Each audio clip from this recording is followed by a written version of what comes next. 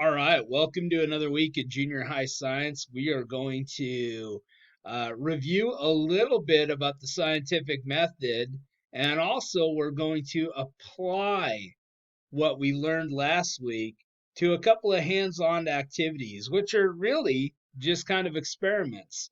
So I'm going to just get us started here. First thing I want you to do, besides watch this video with me jabbering, is watch the Amoeba Sisters video, The Nature of Science.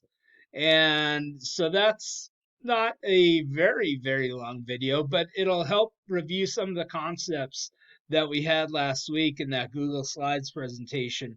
It'll also go into a little more detail about dependent and independent variables as well.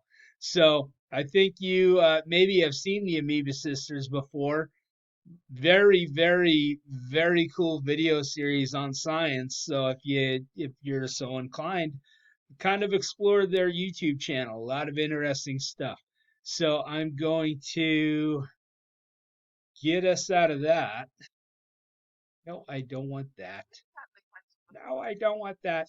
Okay, so the next thing you're going to do is go to this cover sheet covering what we're going to do this week. Okay, it is experiment time, which is kind of cool. It's basically getting down to what the nature of science is. It's all about testing your very best guesses at why things are happening. Okay, so I have two simple experiments for you. But first thing I want to do is cover how you get this work to me. Okay, if you can do it on a Google Slides or a Google Doc uh, document, if I can spit it out, then that's great. If you can't do that, if you're having trouble typing out your stuff on the document that I gave you, that's okay. We're running into a little hiccup.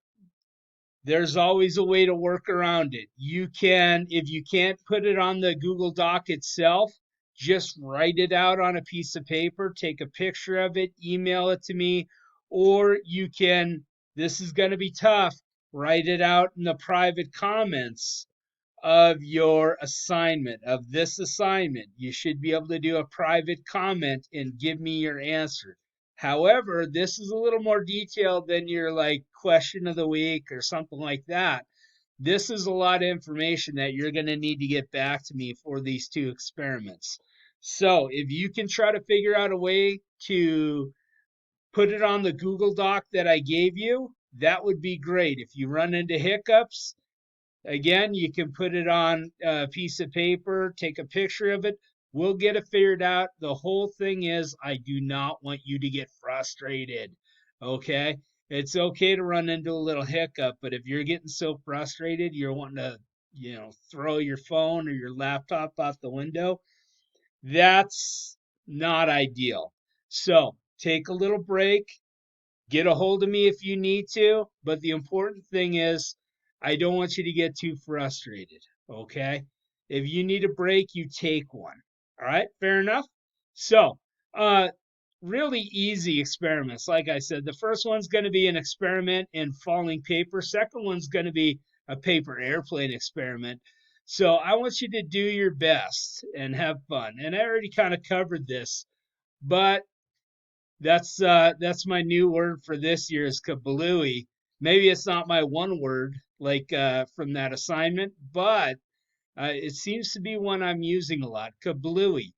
Okay, so if something goes kablooey like this assignment, honestly, it really is okay. No one's gonna get mad at you. No one's gonna go, "Oh, come on, you know how to do this." You just do your best, get the information to me any way you can. All right. If you need any help, come to the student support times. Those are on the stream, and you can always email me at jtynan@gcdsd.org. Okay, so there I am, Mr. Tynan, junior high. And look at me, I'm all thoughtful. So, always thinking. Yep, that's me, Mr. Tynan, always thinking. So, if you need any help, get a hold of me. Those two experiments are should be posted here by the time you see this video, and go ahead and get started. So, little bit at a time. Don't stress yourself out. Have I been clear about that? Happy Monday. Have a good week. And remember, don't hesitate to get a hold of me if you need to. All right. Bye.